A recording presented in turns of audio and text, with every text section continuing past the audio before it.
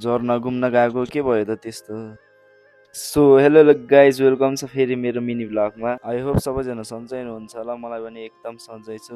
मैले चाहिँ त्यस्तै भ्लग नहालेको 2-3 महिना जति भएको थियो। आज चाहिँ हामी सबैजना मिलेर बाङ्गे झर्ना घुम्न जान आँटेको। हामी चाहिँ सबैजना गाडीमा बसेर चल्देको अवस्था। हामी चाहिँ बजारमा पुगेर एकछिन खाजासाजा किन्नको लागि रोक्यौँ। हामी चाहिँ खाजासाजा किनेर सरर गाडीमा चल्देको अवस्था।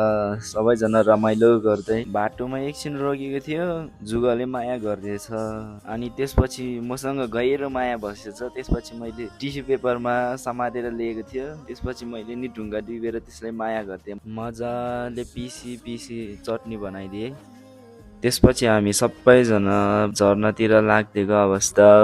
दिदीहरू अगाडि म चाहिँ पछाडि। साथीहरू चाहिँ अगाडि नै कुदिसकेको थियो। झर्नाको नजारा चाहिँ यस्तो छ है।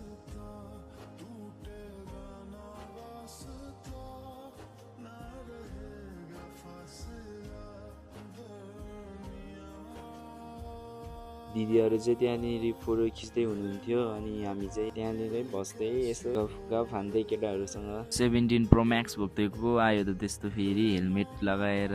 हामी चाहिँ चाउमिन खाने भनेर चाउमिन मगाएको थियो। त्यसपछि दिदीहरू चाहिँ मोमो खाने भनेर मोमो मगाएको थियो। त्यसपछि खाजासाजा खाएर हामी सबैजना अब निक्लेको अवस्था। सबैजना डिसाइड गर्दै आउँदै हुनुहुन्थ्यो उता गङ्गडी पार्क जाने कि नजाने भनेर नुवाकोटमा। फाइनली सबैजना उता गङ्गडी पार्क चाहिँ जाने भनेर हामी चाहिँ निक्लेको अवस्था। हाम्रो गाडी चाहिँ यही हो। यदि तपाईँहरू नि कहीँ जान चाहनुहुन्छ अथवा कहीँ घुम्न चाहनुहुन्छ भने हामीलाई सम्पर्क गर्न सक्नुहुन्छ। सम्पर्क नम्बर चाहिँ माथि राखेको छु। साथी र म चाहिँ एकछिन भिडियो बनाउनको लागि बाइकमा निस्केको थियो। पानी परेर खत्तम। हामी चाहिँ गङ्गडी पार्क पुगेको अवस्था।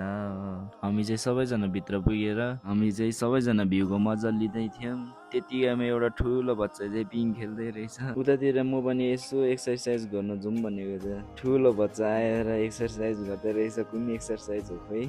हामी चाहिँ मेमोरीको लागि रमाइलो गर्दै फोटो खिच्यौँ। हामी चाहिँ सबैजना साउन्ड बक्स बजाएर यसो रमाइलो गर्दै थियौँ। यतातिर चाहिँ एउटा बोम्बो आएछ। हाम्रो चाहिँ बोम्बोले खतरा मन्त्र लगाउँदै थियो। छेचेदेम बिसाल्टी म्लाङ गल्दियो भन्दै। त्यतिकैमा एउटा गरिबको बच्चा टप्किन्छ।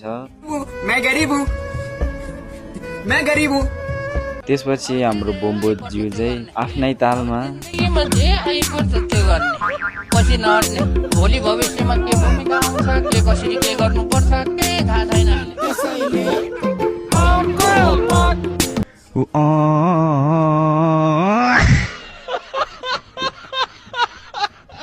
त्यसपछि हामी गङ्गडी पार्कलाई बाबाई भन्दै हामी चाहिँ निस्केको अवस्था। गङ्गडी पार्क चाहिँ ठिकै थियो, नट ब्याड। गर्मी चाहिँ अति थियो कि त्यही भएर हामीले चाहिँ कुल्फी किनेर खायौँ। त्यसपछि निस्केको अवस्था।